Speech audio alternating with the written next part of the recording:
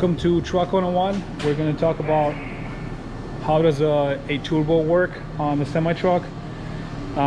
Jose, you want to tell me what you got? What turbo is this? What do we have? Yeah, it's off a 12.7 Detroit 60 series without the EGR, so it has no VGT actuator on it. Okay, so this is where your exhaust manifold, it gets bolted onto your exhaust manifold. Got your exhaust manifold gasket, turbo mounting gasket right here. So you got your exhaust gas coming out. The exhaust gas is going to spin the turbine. It's going to build up pressure, and it's going to build boost to the intake side. You got your clean air coming in right here for your air filter. You're going to have your boost coming out on this side, going into the intercooler. That's going to get cooled, come into the intake, and that's how your engine's going to be working. So what is the purpose of a turbo? Let's go basic, super basic. So how basic you want to go? Like just why do diesel engines need turbos? For efficiency, number one. Also to create more power, right? Like yeah. If you're literally forcing more air into the engine, which means with a diesel engine, especially with that displacement, it's helping the combustion by forcing a lot more air into the air in there, and with the intercooler, obviously it's cooling it off. Cooler air coming into the intake. Clean, cool air, yeah. Yeah. Okay. This is a reman from Detroit. There you go. And do you want to show me on the truck what else is getting, what else goes into that?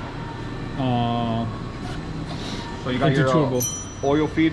This is supplying oil to the bearings on the turbo shaft, and then you got your oil drain. Show the oil feed again. Oil feed right here. All right, perfect. And the oil drain right here. Okay, good. So all the excess oil that's coming out, it's getting drained back into the block right there. Any common typical turbo issues that are very easy to find? Well, for instance, on this one, the oil, that's an indication that the turbo is out. You got oil on the intercooler. All the CAC piping had oil. It was seeping through the hoses. Intake side, same. I think the intake side's a lot more visible.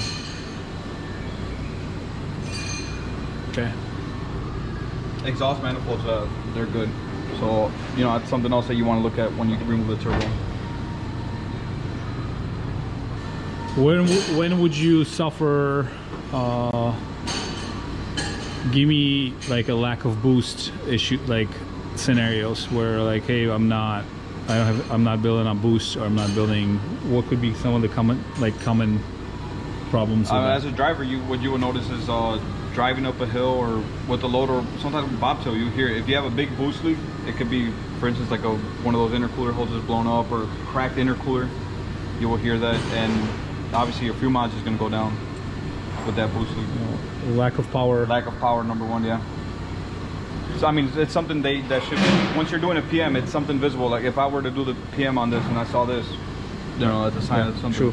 Let the guy know. Yeah, we picked it up because we checked it. But yeah, that was on Saturday. We checked it out. At the same time, if you're an owner driver, just walk around, and if you know what you're looking at, then it's going to be easier for you to, you know, sometimes mechanics miss things, right? Yeah. And you can just say, double check yourself, look at your S pipe, make sure you don't have any leaks on your oil. Flex pipe or anything that, you know, could contribute to any type of leak. Yeah, like this one I replaced a flex pipe, might as well, it was already cracked on it, so put a new flex pipe on there right now.